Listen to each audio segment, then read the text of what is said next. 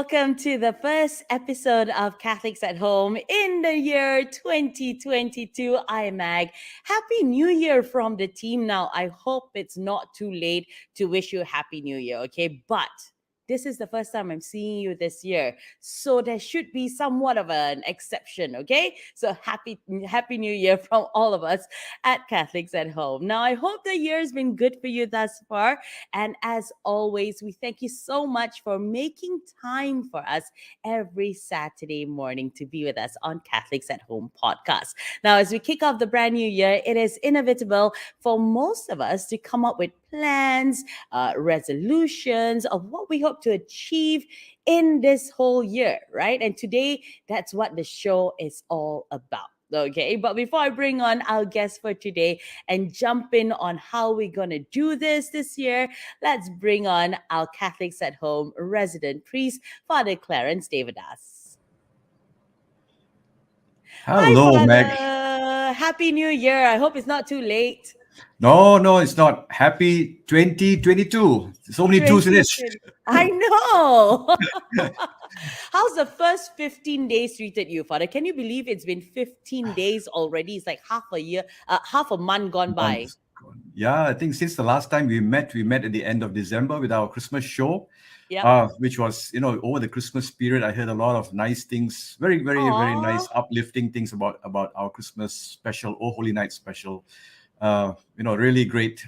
I think it kind of brought a little bit of something to look forward to for people as they came into 2022. And like you said, 15 days gone by, just the blink of an eye. I mean, and the year will run by very quickly, just like it has been all these years, isn't it?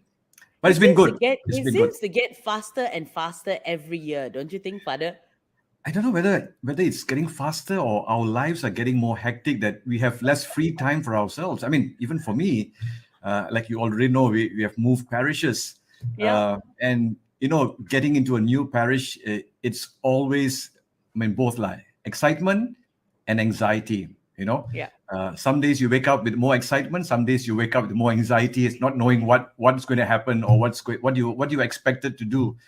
But yeah, for me, I think this year will go by very quickly. Getting to know the parishioners, getting into, as you would say, into the groove of things. And so how are you settling in, Father? It's been almost a week being in your new parish. I think for me, it's about just feeding the pulse of the parish. At least for the first couple of months, it's going to be that. It's very hard for me. I usually don't jump in with all these big plans in my head, though I may have some directions that I would like to pray about and to move towards. But I think it's about getting the pulse of the parish, getting to know the people that you would have to minister, the people that you have to work with, and I think that's very important for me. That's very important. So this next few months is just that.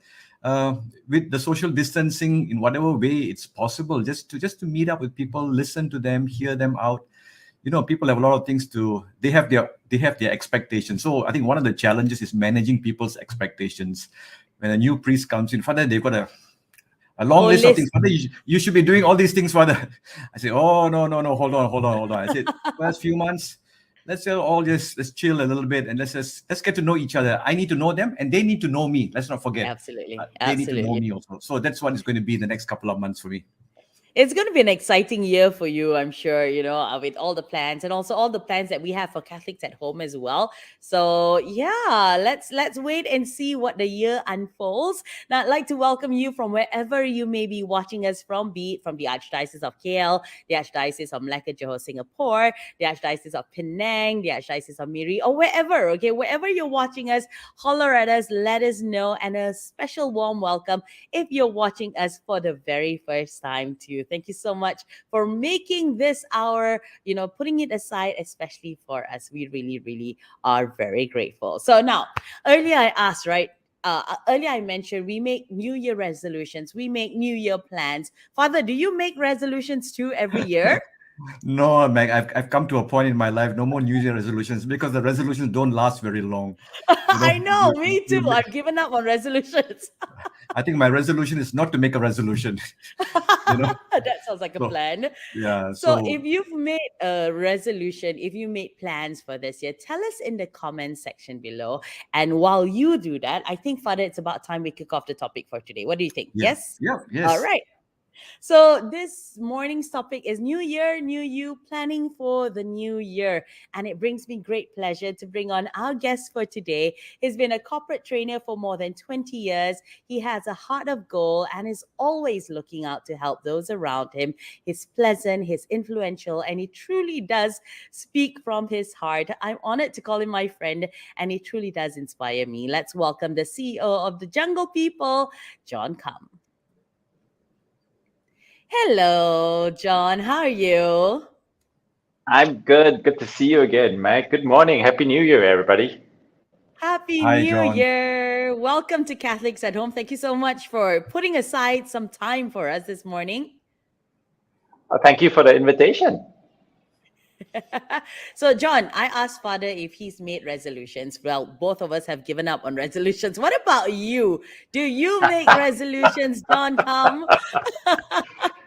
Okay, so here's the first tip. Never ask a trainer whether he has resolutions or not. Okay, that's trade secrets. Trade secrets. His But do I resolution have was New made Year 3 months resolution? ago.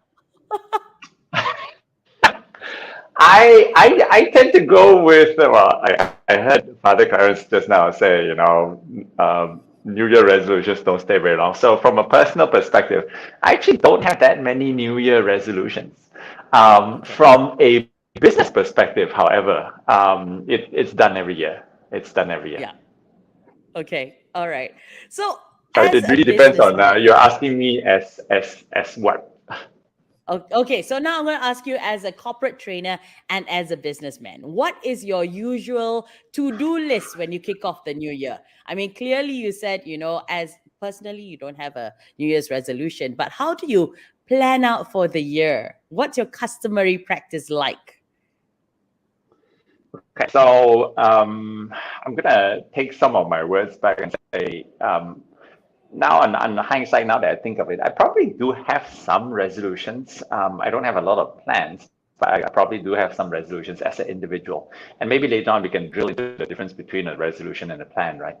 Yeah. But typically, from a business perspective, for myself as well as for, I would probably say for 100% of my clients, the year end and the beginning of the year is a special time of the year where, there's a lot of reflection going on. There's a lot of analysis of past year's achievements, what we've done, what we've not done, what we've managed to get, what we've not managed to get, and so on and so forth. So there's the whole element of looking at the past 12 months, in this case, 2021, which I still can't believe that we are already in 2022.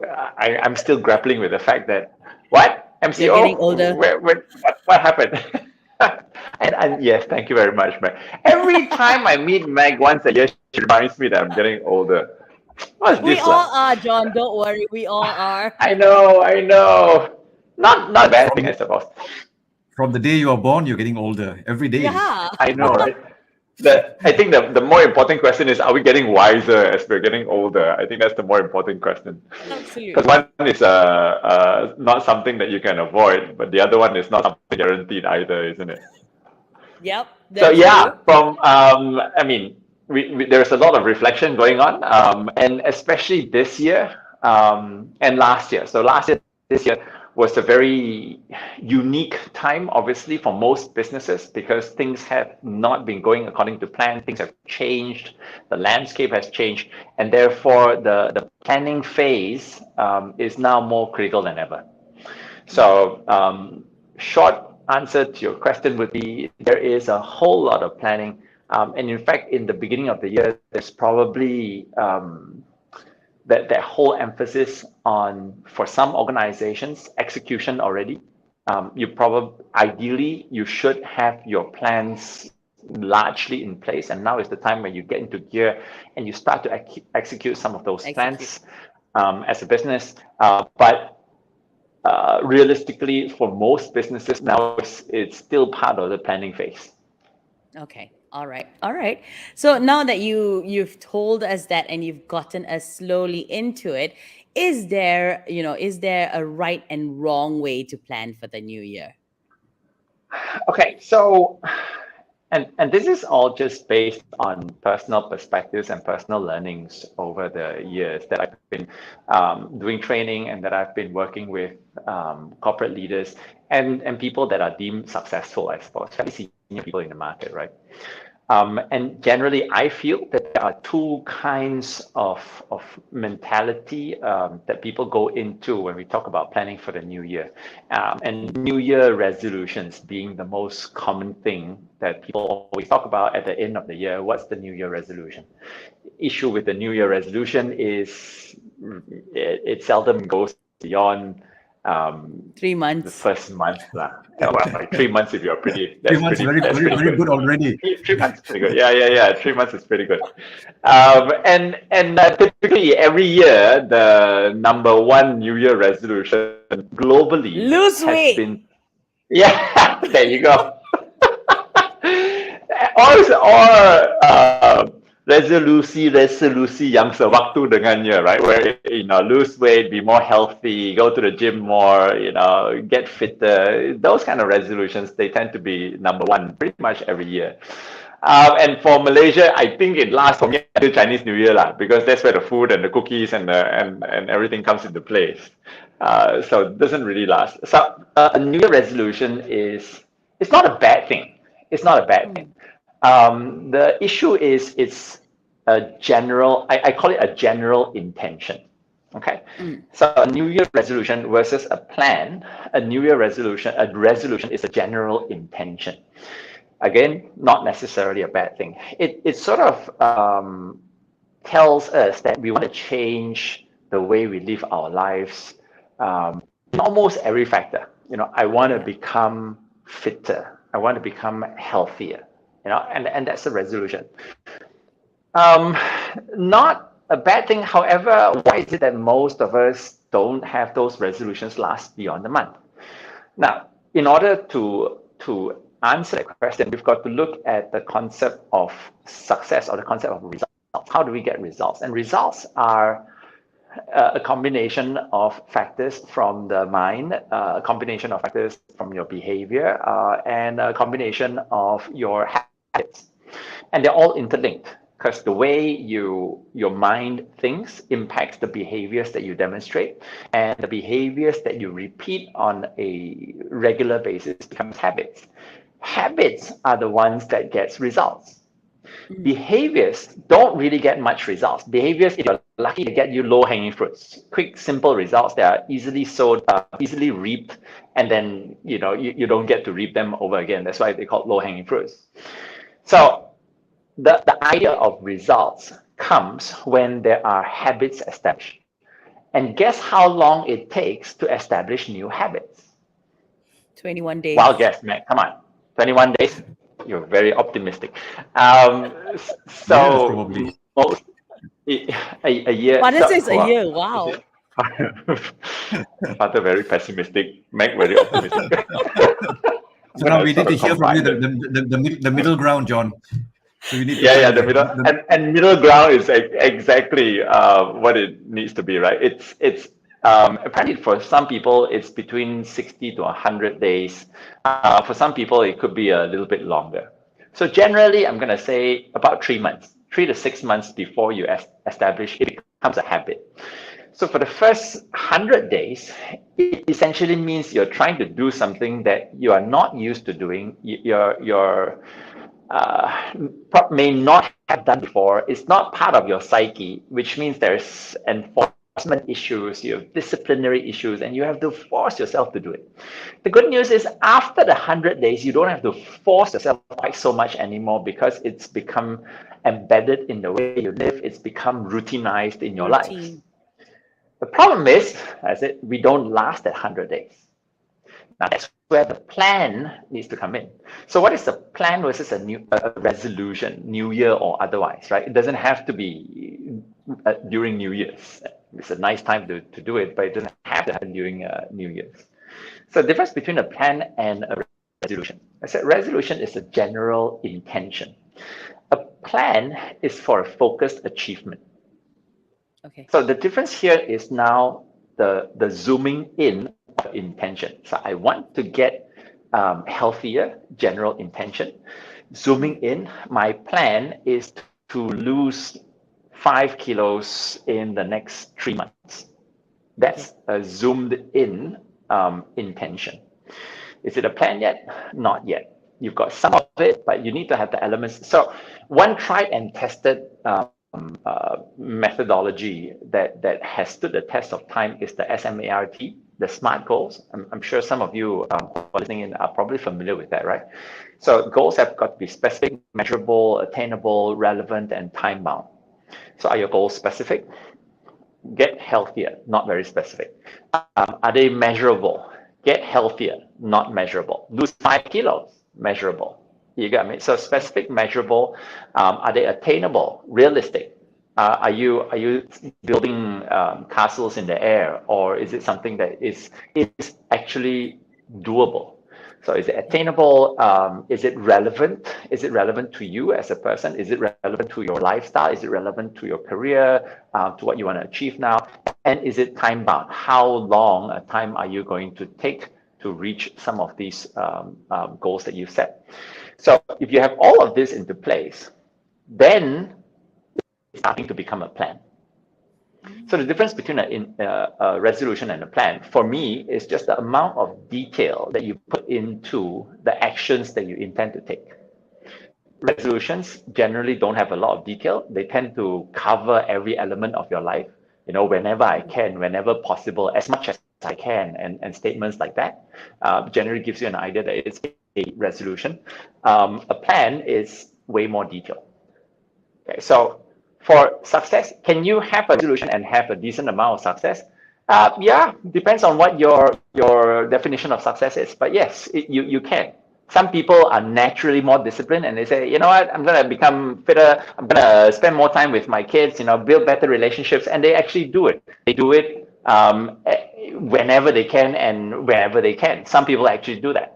But for most of us, zooming in and actually building a more detailed and a more focused plan generally brings in better results. Wow. That's But very just detailed. listening, just hearing you, John. I mean, one of the things you talk about the SMART, and and when you say 100 days to form habits, you know, I'm just reminded that, you know, like the new government comes with the first 100 days. Is that where they get the 100-day figure from? To forming habits.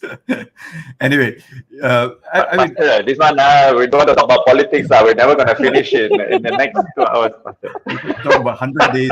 So where do people get 100 days from now to form habits? No, but just listening to you, I was thinking like, yeah, I guess the whatever resolutions you make and the actions that correspond to that resolution, it has to be intentional, isn't it? I mean, I think that's what I hear.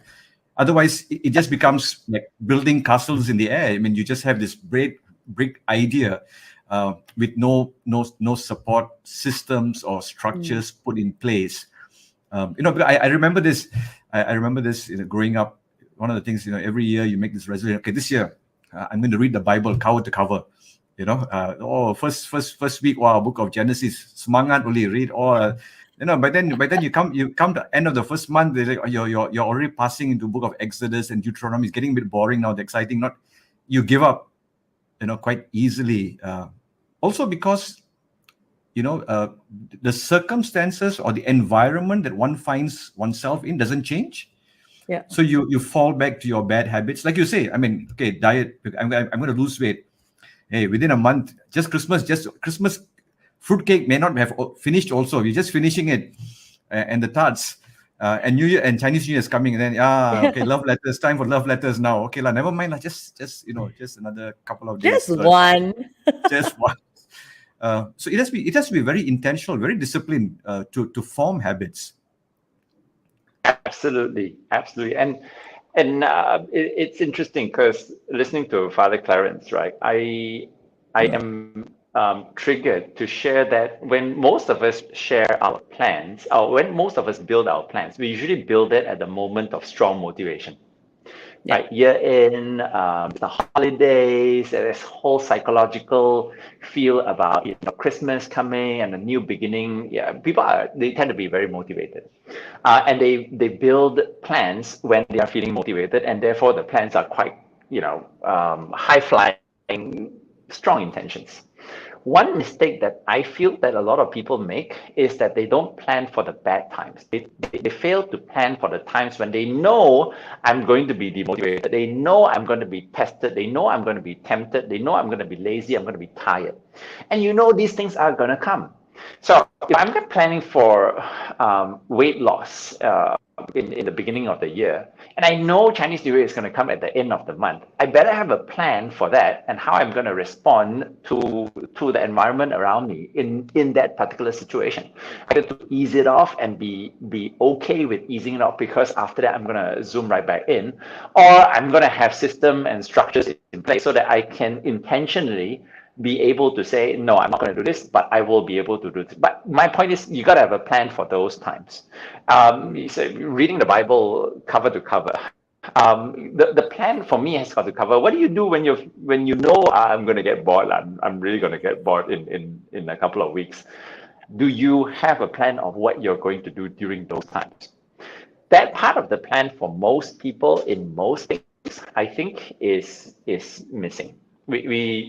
And it's very optimistic to think that we're not going to be tested in that manner. And I can tell you now, you probably are in whatever plans that you've got. No, I was just listening to you. I was just wondering, and you say these things. Probably in pre-pandemic days, you always see gyms and weight loss programs having great promos towards the end of the year. Because people are most vulnerable at that time, I guess, from listening just what you were saying. You feel guilty, even reading the Bible, for example. You feel guilty. You look back at the year and say, "Oh, I've not done anything. I've not prayed enough. Okay, I want to change. I'm going to do this." So, year end is also a time of vulnerability, isn't it? I mean, and I guess gyms and weight loss programs, they know the human weakness, and then they have all these promotions coming out, and people sign up for 15 months, 12 months, and then by the second month you're not going anymore. But coming back to a little bit more, you talk about corporate planning. Of course, corporate planning, there's always it's quantifiable because based on profits, how you want to lead the company, how you want to take it to another level. Personal plans, resolutions, sometimes it's hard to quantify also.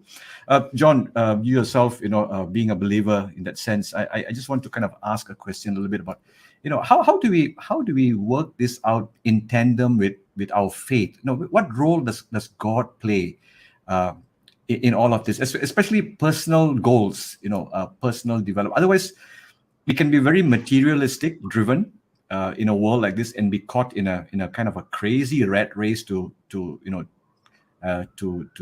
achieve certain things. How do you blend these two things? I mean, you're a man of faith also yourself, and you coach a lot of CEOs. I'm sure probably they also. Are you have some thoughts on this, John? I do, but it's not going to be an easy question to answer, right? Because I think for me personally, and I speak for myself only. Personally, how do I combine faith and business? Well, I think faith needs to be at the center of the business. Your values needs to be at the center of the business. You're not necessarily in the business to. How do I put this? You're not necessarily in the spiritual business, but whatever business that you build, I think needs to be built on biblical principles, if you're a believer. So that's one. The other thing is when you make decisions and you make plans, I think it's important to be guided by a set of philosophies and a set of personal values and personal principles. And it then stands to reason that if you are a believer, then those principles and those values needs to be aligned and guided by biblical principles. And whatever business decisions that you make, for me, has to align with that. And if it doesn't align with that, then it's obviously not a decision that you can make, no matter how tempting it is. And I say tempting because in the business world, it can get pretty tempting. If you, let's say, give a bribe. If I give a bribe, I get a $5 million ringgit contract. Should I give a bribe? But if I follow my plans according to the plans for the year, if I give this bribe, I'm going to hit those plans. I'm going to hit those numbers. I'm going to hit those targets. So why not? Can you do that? And I'm going to say, I'm not going to judge anybody else, but I will say that we don't, simply because it goes against the principles and the values that the company was founded upon. So while we say the plan and the goals really form the direction that you're pushing pushing the organization towards, I think it's also important to remember the foundation of the organization and what the organization was built on, and to, as best as possible, we're all human, sometimes we fail, but as best as possible to stick to those principles, especially when it's the bad times, right? I find it's not so bad, because during the bad times, you fall back on those principles. It's during the good times when people are throwing money at you, people are throwing good business at you, and they're saying, hey, if you do this, I'll give you that. If you do this, I'll give you this. That's where you got to hold on to the principles more than ever. I'm not sure if I answered that question, but yeah, a lot of prayer, I suppose, and surrounding yourself with people who hold those similar values. And from a business perspective, they may or may not be believers, but we've somehow managed to align ourselves with a set of clients, with a set of people that have good values, good principles. And if you mix around with that group of people more, then the chances of you not sort of straying or being supported in those values and principles becomes much, much higher. So on that same basis, I feel that for people who are trying to achieve success in their goals and their plans, one key tip that I always share with them is watch your friends. Who are the people that you're mixing around with? And the people that you're mixing around with, are they people who share that same goal and who share that same plan, or who share that same philosophy? So if you're trying to lose weight, are you sharing most of your time? Are you spending most of your time with people who are healthy, who have good eating habits? Or are you spending most of your time with people who are foodies, who travel every day, 20 kilometers out of our house to visit 5 different hawkers in a day, and those are their goals? So, from that basis, I think where faith is concerned, if you spend more time with the people who have the same principles and values as you, you tend to have a support group, and therefore more likely to achieve the goals that you set out to achieve. But that's me anyway. The core values, I guess you're referring to. I think each one of us would have to set our core values and to stick with them, no matter what, through trials and tribulations. I think for me that's what really characterizes a person. You hold on to a set of values, and no matter what is thrown in your way, you believe in that principle.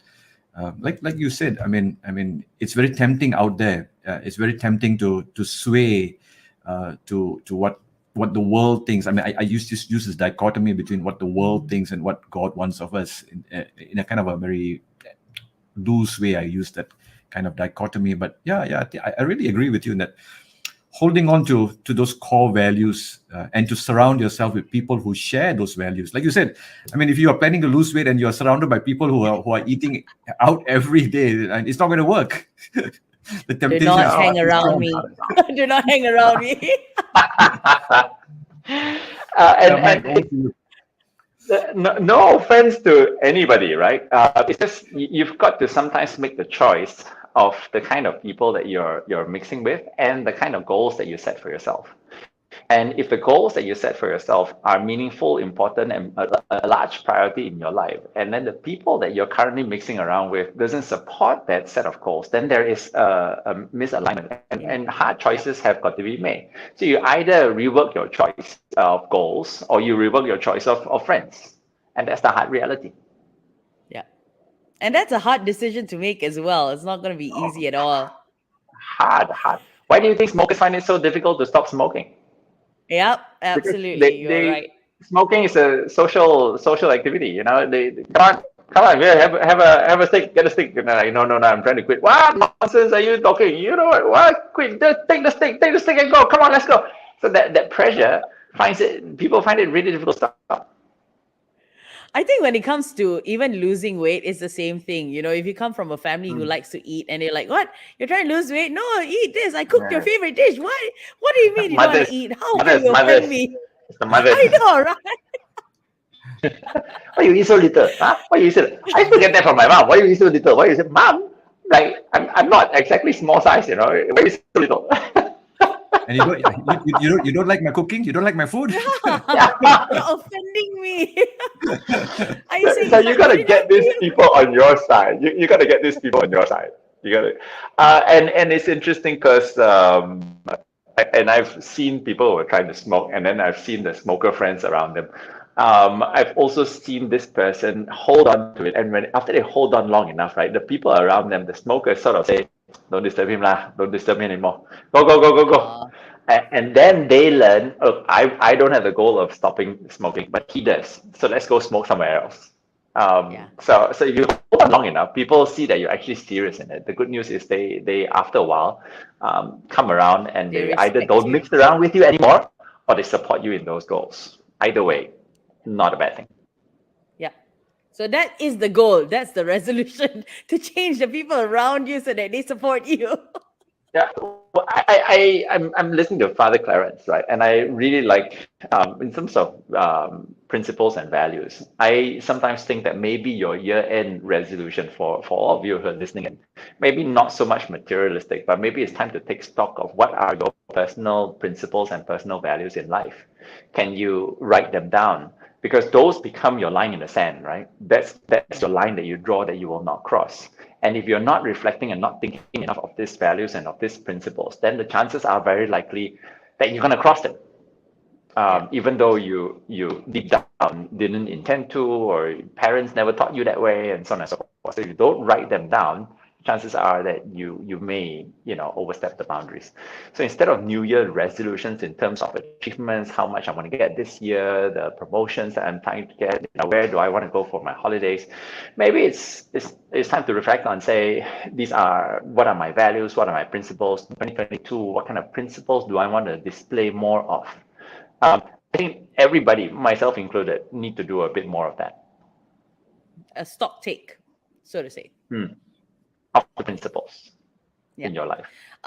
John, so right, looking back at everything you've said and what Father said as well, is there even a point to make a resolution at the beginning of the year, or it could be made at any time of the year? Because there's a group of people who say you don't need resolutions at the beginning of the year. If you feel like you want to do something, you can do it whenever you want. It could be tomorrow. It could be at this moment, the spur of the moment itself. You can make that change.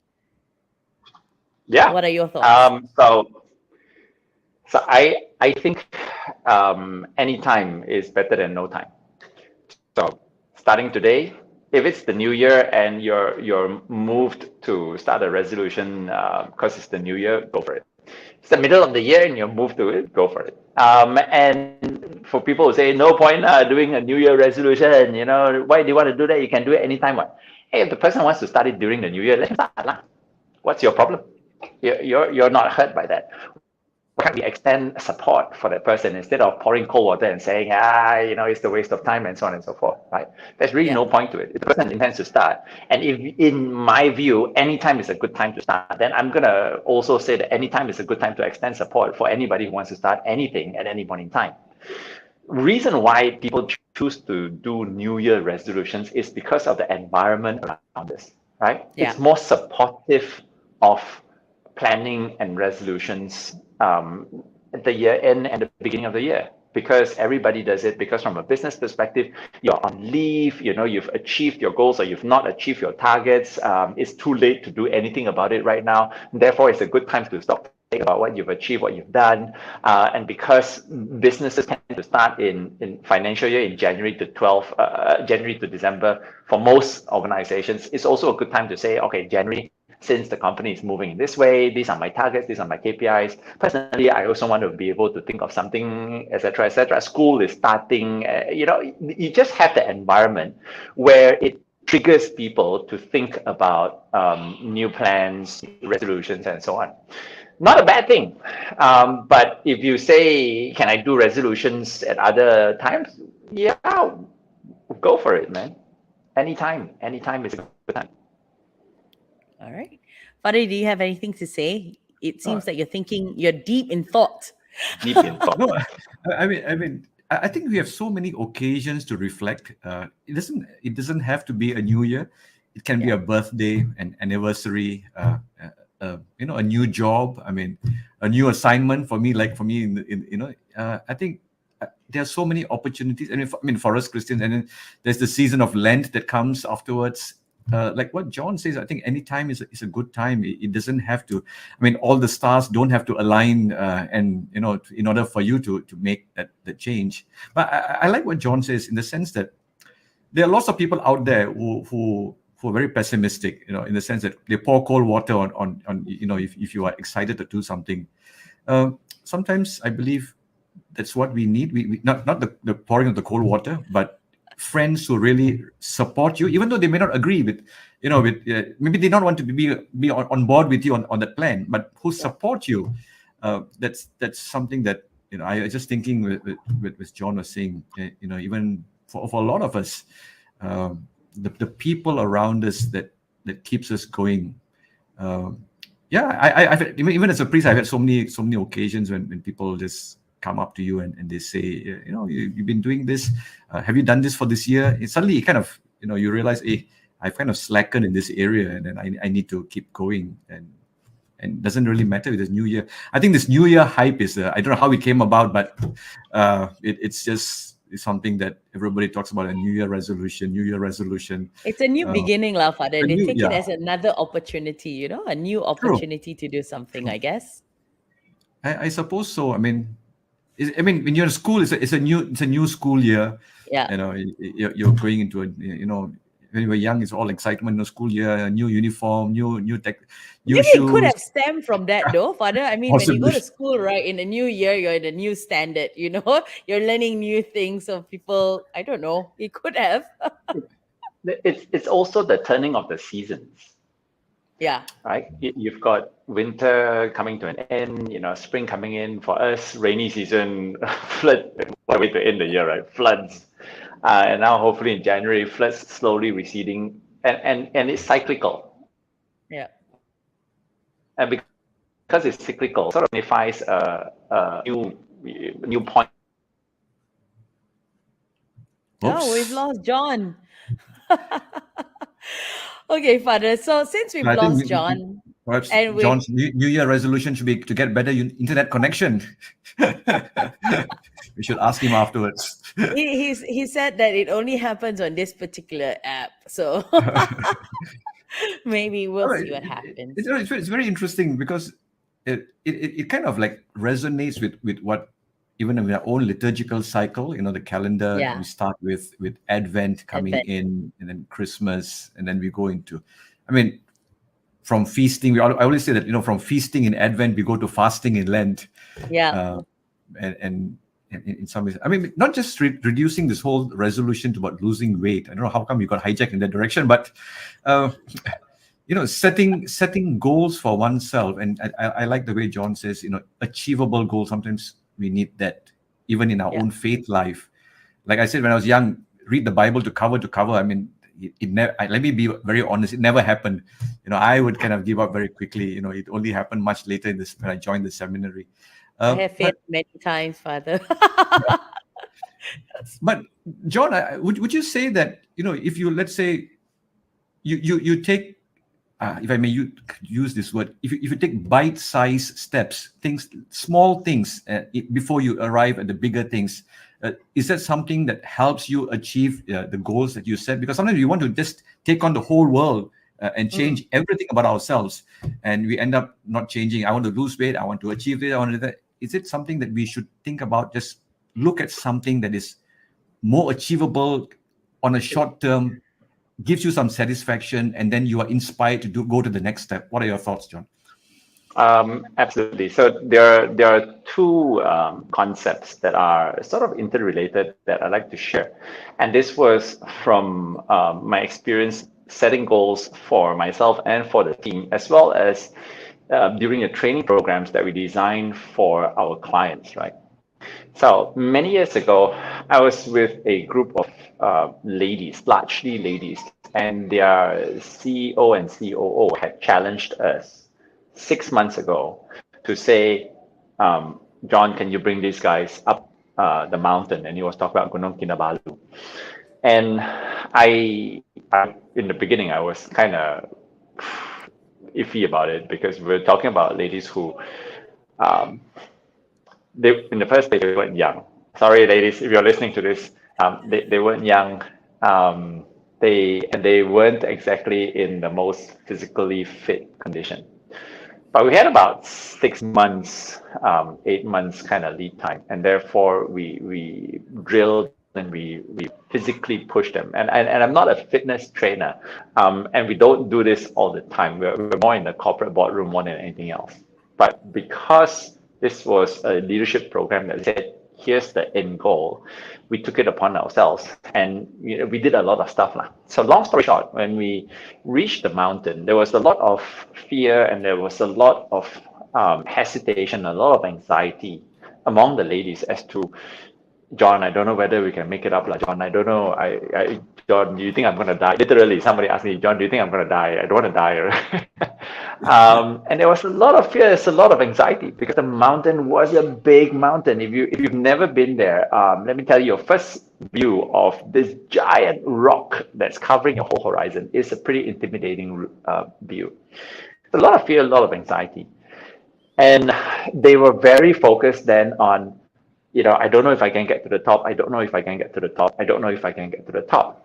And at that point in time, what just struck me was, okay, you don't know if you can get to the top. Do you know if you can take one step?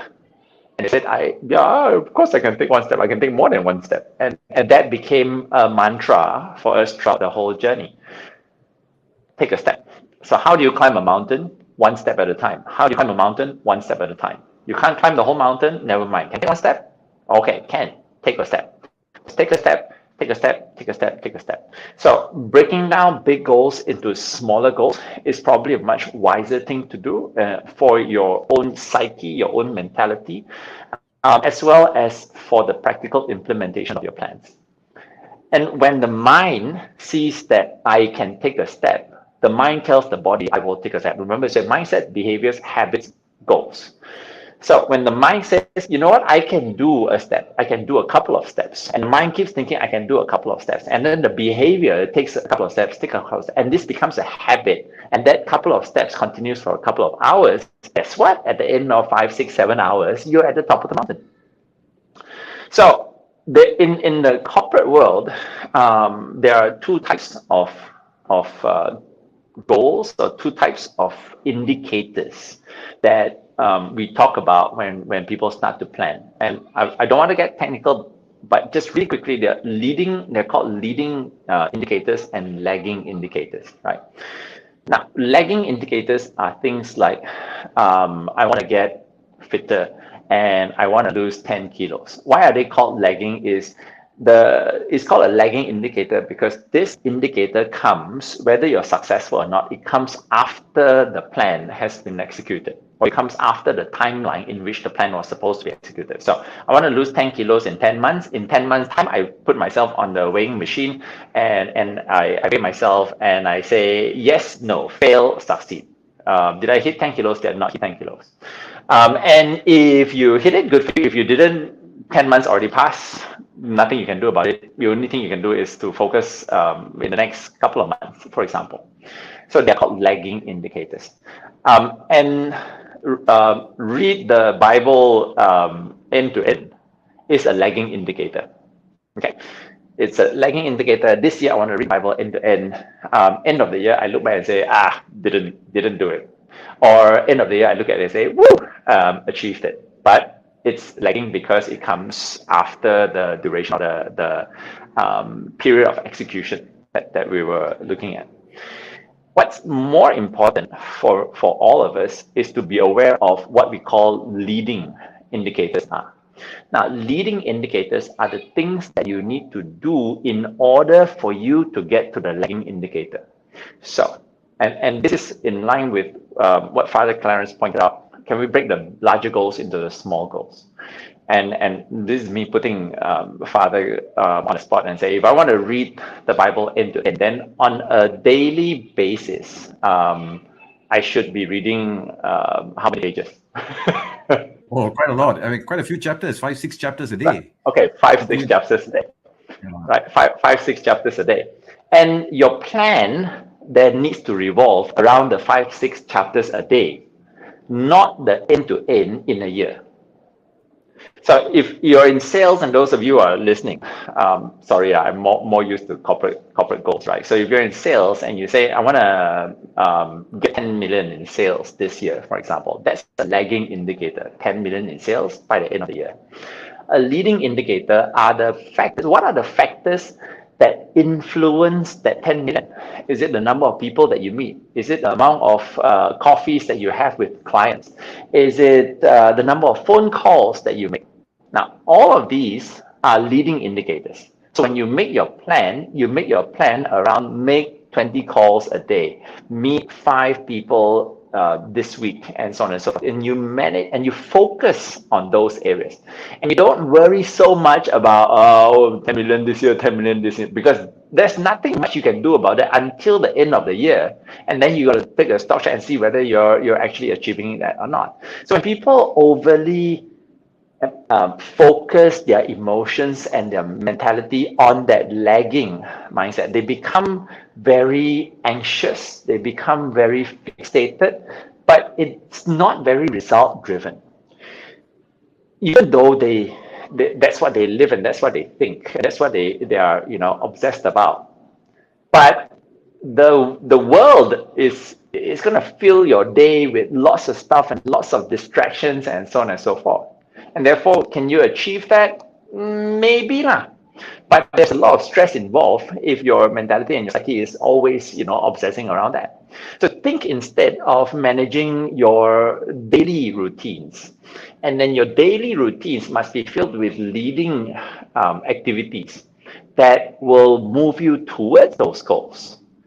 So if you find, for example, I'm going to, in order for me to read the Bible end to end at end of the year, I need to have at least half an hour of free time where I can be quiet by myself. Then your plan needs to revolve around how do I get that half an hour free time by myself and not worry about read the Bible end to end. You get what I mean? So leading indicators versus lagging indicators.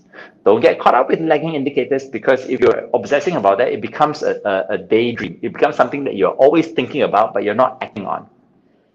Whereas when you focus on your leading indicators, you will start to identify what are the factors that influence those goals, and therefore what are the factors that you need to zoom in on a daily basis. Hi, John. Where were you when I was growing up, John? I mean, if I heard this before, I would have read the Bible from page 1 to the end and from the back to the front many times over. I always got stuck in those lagging areas in the growing up years. And then we get stressed about it. We get stressed about it. Are you? I haven't done it. I haven't done it. You feel guilty at the end of the year. You become demotivated as well. You feel guilty at the end of the year. You feel guilty, and then the New Year resolution comes in again and say, "So, this year I better spend more time with my kids. I better spend more time with the kids." And when I do that, spend more time with my kids, this is a lagging indicator, right? And I said the world's going to come in, distractions, work, crisis, and so on and so forth, and all of that is going to stop you from spending more time with the kids.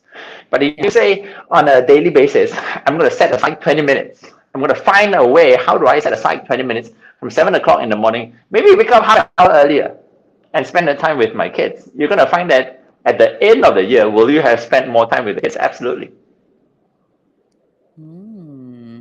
Nice. Very interesting. I And hope Michael, you're learning something from John today because we sure are. Father wanted, to rewind time and go back to his childhood as go well. back to my growing up days. I mean, I would So, have so rented. did I, man. When I learned this, I went like, I had the same reaction. I'm like, yo. But here's the good news. Today is the beginning of the rest of your life. We established that in the beginning. So, John, as once again, as I was listening to you, some thoughts kind of triggered for myself. Uh, you talk about business goals, you talk about personal goals, but we also can't run away from the reality. This last 2 years has been very, very challenging for a lot of people. Yeah. Even our own Christmas show was an attempt for to give people some kind of hope, and things are slowly beginning to pick up in whatever way. I mean, people are going out, more people are out. I mean, I'm not here to judge whether it's safe, not safe, but I think people just feel that they need to get out for some way for the mental sanity also, the health of the person.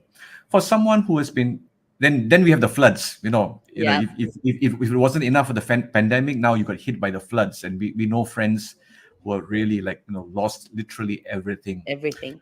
John, what would you say? I mean, for people like this, what should they look out for? I use the word to rebuild their lives. I mean, in a practical, in a very down to earth way, when they have lost so much, everything. Sometimes, you think that's. I mean, I don't want to belittle or insult anyone, but sometimes you feel like it's life is not worth living. When it rains, it pours, kind of thing. I mean, literally, actually. How would you motivate people like this from your own coaching experience? okay, so 2 weeks ago when the floods hit KL, it was something that was totally unexpected. It was something that none of us and could have anticipated, right? And I sort of knew that there was going to be floods because you look at the sky and it didn't stop raining. And I spoke to my wife and my kids and I said, KL's going to be bad. KL's going to be bad. And I thought KL is going to be bad means Dataran Merdeka flood, which is Dataran Merdeka every year, they get pretty bad floods. I didn't expect it to get that bad. And on the second night when things started getting really, really nasty, we actually, went out to see what we could do. And it was a pretty helpless feeling because everything was so disorganized. There really wasn't much that we could do other than buying food and supplies and then, giving it to whoever that we could give it to during that night. But then the next day, there were lots of calls on Facebook, and friends were texting and so on and so forth, and they said, we need this, we need that, we need this, we need that. And we then said, look, can't sit around. We can't sit around. Let's go do something. What are we going to do? Don't know. Do something. And that's what I think people need to do. And it's way easier said than done. And I say this with all due respect of those who have faced the challenges and the difficulties. I don't mean to belittle your challenges.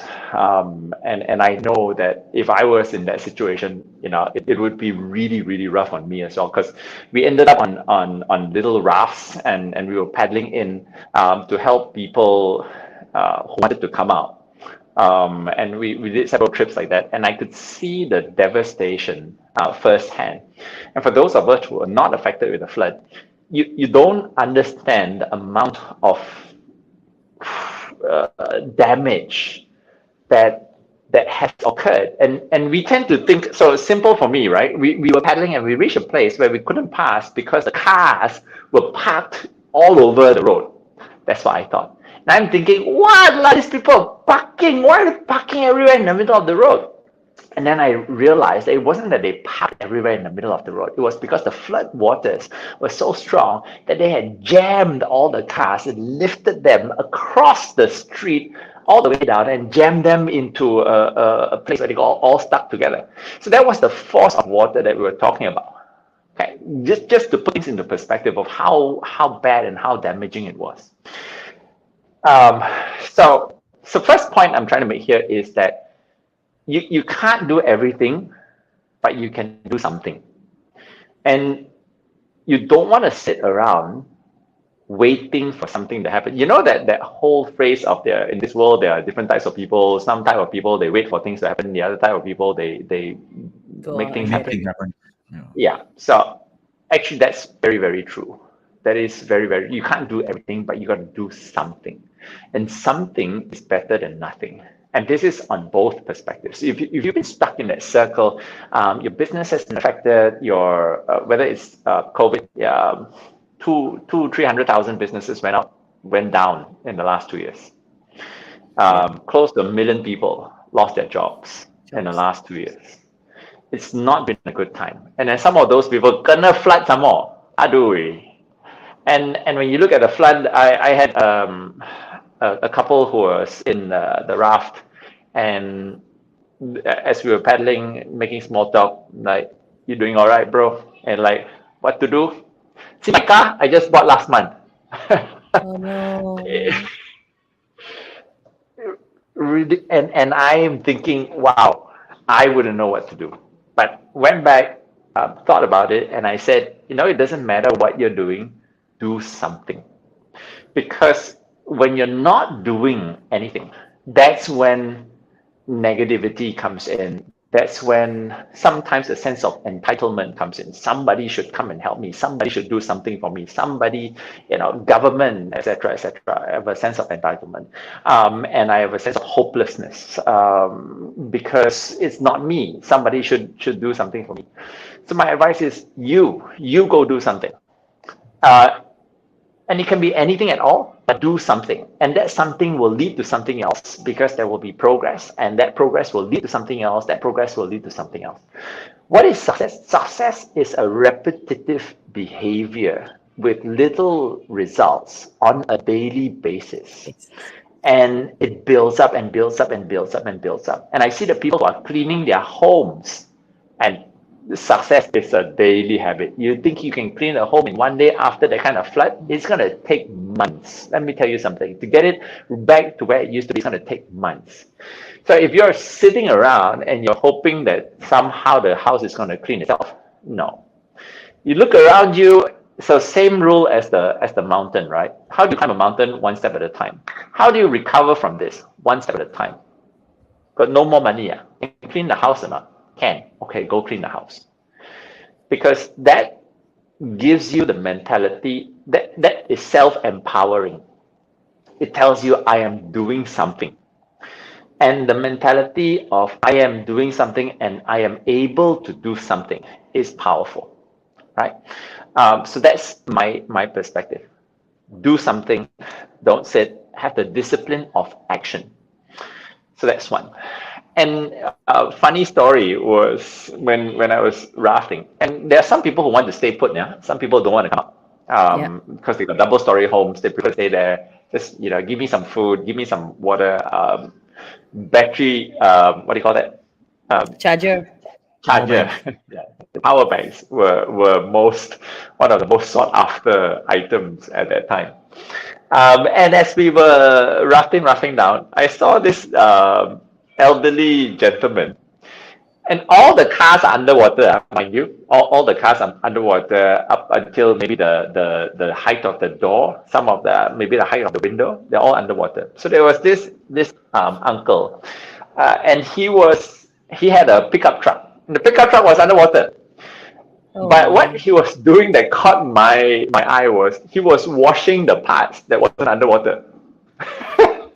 So the trunk is underwater, the cabinet and the bonnet parts of it is not, and he's got a bucket of clean water and he's cleaning. He's wiping, he's cleaning the windows, the top. And I'm like, Pakcik, sekarang apa nak cuci kereta? He said, nak buat macam mana, kita buat mana yang boleh lah. That discipline of action, that mentality of cannot do everything. Okay, what can I do? Can do that, go and do. So in this situation that everybody said, from a business perspective as well as from an individual perspective, if you're going through a crisis in that manner, do what you can. Do what you can, and it will grow and grow and grow as you progress. If you don't do anything, there will be no progress. It's going to continue being dark and gloomy, and you're not going to be attracting people because of energy and activity. So when you're doing something and you're acting, right, there is energy around you. People are attracted to energy. People want to know what's going on. People come and check in and say, "Hey, what are you doing?" "I'm doing this, and say, cool. Maybe I can help you. Maybe I can, and so on and so forth. You sort of attract people via the energy that you're on. So I cannot emphasize enough the importance of action during times like this. I will, however, say that it is not going to be easy, because those are the times that you don't feel like acting. Those are the times that you're feeling depressed and frustrated and angry. Fake it till you make it. You gotta act. You gotta act. Father is deep in thought again. As John was saying, just flashbacks of stories that people have related. The church that I am in, or I was in, was also submerged in 3 feet of water, 3.5 feet of water. And the thing about floods, and I keep saying to people, is that with fire you can try and fight, you can try and put it out. With floods, there's nothing you can do except sit back and see its devastating effects. That's all. Really, you can't do anything. You feel, I felt so helpless, and for people, I think what John was saying, it's a nice story. The Pachi could do what he thought, make the best out of the situation. And I think it keeps you motivated, keeps you going. That's something that, for our viewers out there, I think that's what we really need to inspire people to. I just wanted to say, it's a matter, the old cliched saying, if you look at a glass, whether it's half empty or half full, isn't it? How you look at life. But for people who and can you make it half full? Okay, so the glass is full of dirty water, then can you clean the glass? Can you take away some of the water?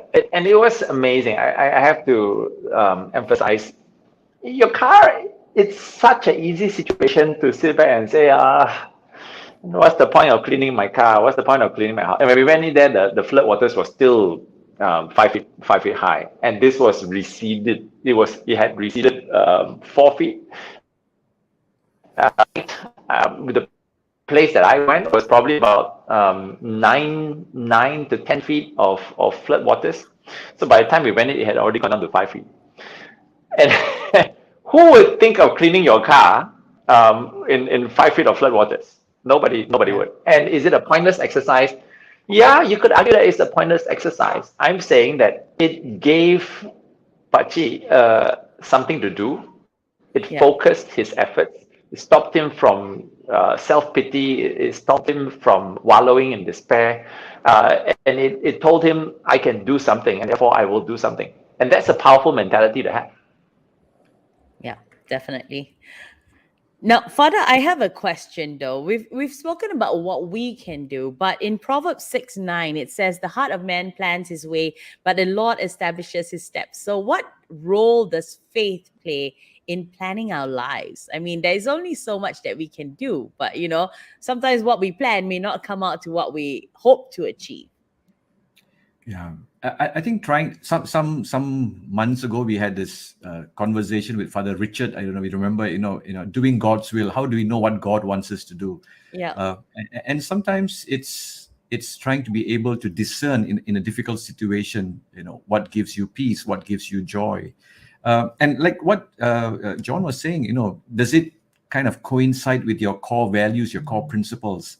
That helps you to know what God wants. It's very hard to know the mind of God. I wish I had people always ask me, Father, what does God want me to do? I said, wait, I need to go and borrow the crystal ball from someone and see whether, to know what the mind of, if I knew the mind of God, I would be on par with God. I would be God. You will have to worship me for me to know what the mind of God. But sometimes, you never know. I kind of subscribe to this principle also. God helps those who help themselves also. You have to sit back and just say, okay, God, you will help me.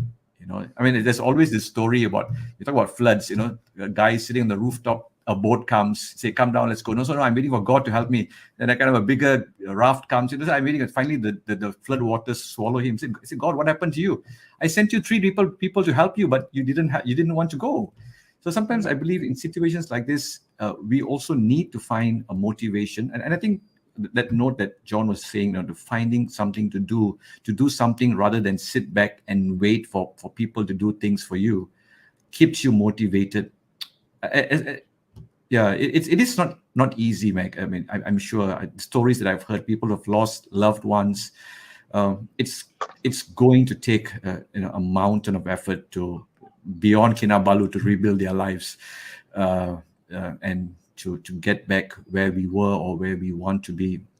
But yeah, that is challenging. But I just want to be quite a bit more optimistic in the sense that we really, if we set our minds, set our hearts, like what John was saying, to a particular direction and say that I want to do this, even if it's not for my sake, for the sake of my family or my children, you need a reason to say that I'm going to do this, and to find that reason, and not give up on humanity, not give up on yourself. In situations like this, however bad it may be. Talking about, I was very curious to find out, John was saying that he took people up Mount Kinabalu. Is that where your company's name come from, the jungle? You take people into the jungle and leave them there or stick them up? No. Yeah, corporate jungle Father Clarence. Corporate jungle. No, but I during the holidays, I'm not promoting any movie here. I watched this. Father Clarence, you want to climb the mountain? No, I watched this documentary Netflix. called 14 Peaks. Did you watch it? 14 Peaks. It's I'm going to. Everybody's talking about it, so I'm going to. It's about the guy who climbed the 14 highest peaks in 6 months. 7 months. Like 7 months, yeah.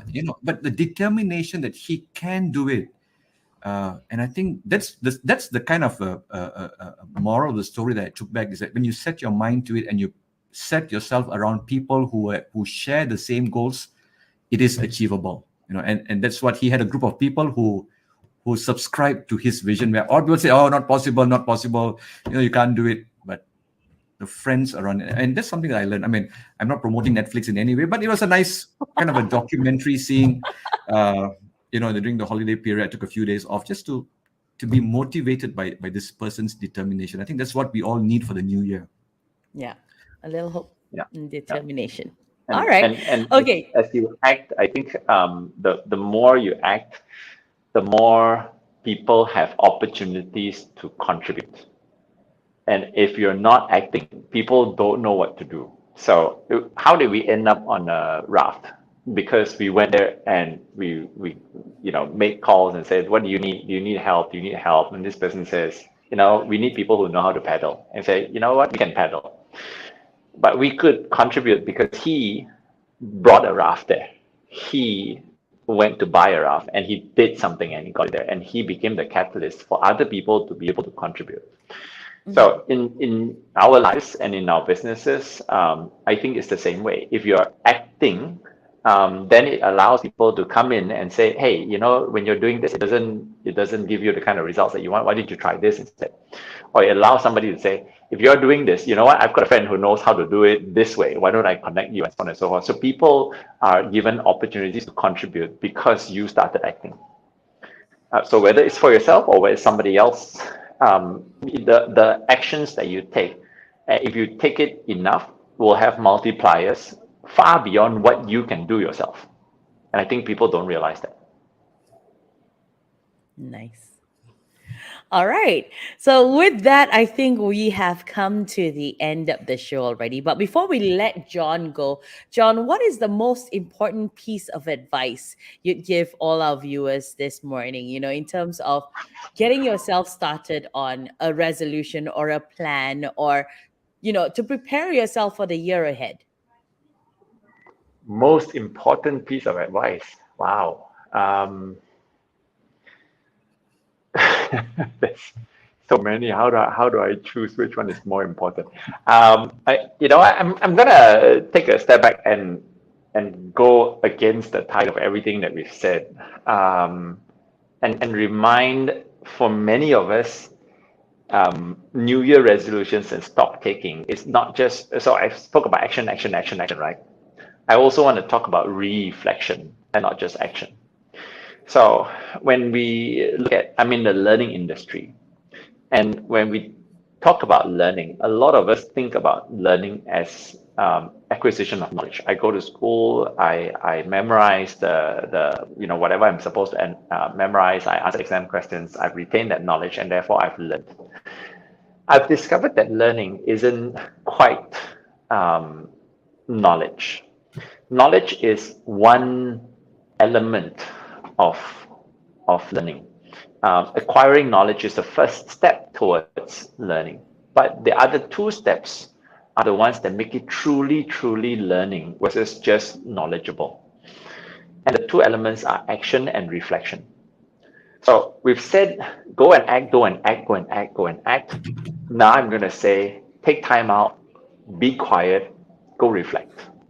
And you can think of this as your quiet time. You can think of this as your conversation with God. You can also think of it as quiet time reflecting on the knowledge and the experiences that you've gained in the last 1 year. But regardless, reflection is a critical element that a lot of us miss out. So especially those of you who are like me, we're busy, we're in a corporate world, we have goals, we have sales targets, whatever it is. It's so easy to be action oriented, act. But I think it is also very important that I remind everybody, take some time off for thinking, take some time off for reflecting, because reflection helps you think of new ways, better ways. It may even help you question your goals, whether your goals are what you really want them to be, your priorities, and so on and so forth. So as the last 1 hour, we've been pushing action. I just want to close off and say, also do reflection. Also an extremely critical element in this whole learning process that we've been on, that is called life. Brilliant. Okay. Father Clarence, what about you? What's the most important piece of advice you'd give all of us, as we plan for the year? I am just going to add on to what John has said. I agree with what John says, and the great saints, all these things about at the end of every night, you spend some time on reflection, at the end of every day. And a lot of the saints speak about that. I just want to add to what John has said, in the sense, for me, I think also don't forget to surround yourself or be surrounded by people who love you, and I think a lot of times we forget that, and the people that we live under the same roof with, the people that we see every day, when we get back into corporate life, or we get back into the busyness of our lives, these are the people that we take for granted so easily. And in the last 2 years, we have been in it, through it, with the people that we share the same house with, and they are our best supporters. They are our best, people that, and I think, I say, I mean, a lot of people are getting back to work, but we need to rebuild our lives. Don't forget to rebuild the relationships that we may have taken for granted, and to appreciate them. Even if your wife is just cooking, very simple, basic meals, don't forget to say, hey, the fried rice is quite nice. I mean, I think the little appreciations is something that we often forget. And I often tell people, and I try to remind myself, however small it may be, I think a word of appreciation really makes a difference for people and for ourselves. Just to add to what John has said. Brilliant. Okay. So with that, we've come to the end of the show today. We hope that you've gained something from today's episode, and don't forget to like, share, and spread the word, especially if you know of someone who could benefit from the wise advice that has been shared on the show today. With that, Father, shall we end with a prayer? Yes. Let's, in the name of the Father, Son, and the Holy Spirit. Amen. Dear Lord, we thank you for the gift of this new year. We thank you for all that you have blessed us with. We thank you for leading us to this point. We pray that this year may truly be a year of recovery for ourselves, for our families, for our loved ones, to help us find meaning and direction that is grounded in you, in our faith. Bless John and the work that he does Bless each one of us for what we do in this little way in this podcast. May it inspire others also to find meaning and to find God. We pray all this in Jesus' name. Amen. Amen. Amen. Father, Son, and Spirit. All right. So with that, we have come to the end of the show, and that concludes Catholics at Home podcast for today. Thank you, John, for spending your hour with us. You've actually shared a lot of good advice, and hopefully we'll put it in practice and change our habits. It takes about 60 to 100 days. So if you're on your path to achieving that resolution of yours, whatever it may be, we wish you all the best. Father Clarence, we will see you on another episode next week. And to all our viewers, once again, thank you from the bottom of our hearts for joining us. You have a great weekend, and God bless. Bye-bye for now.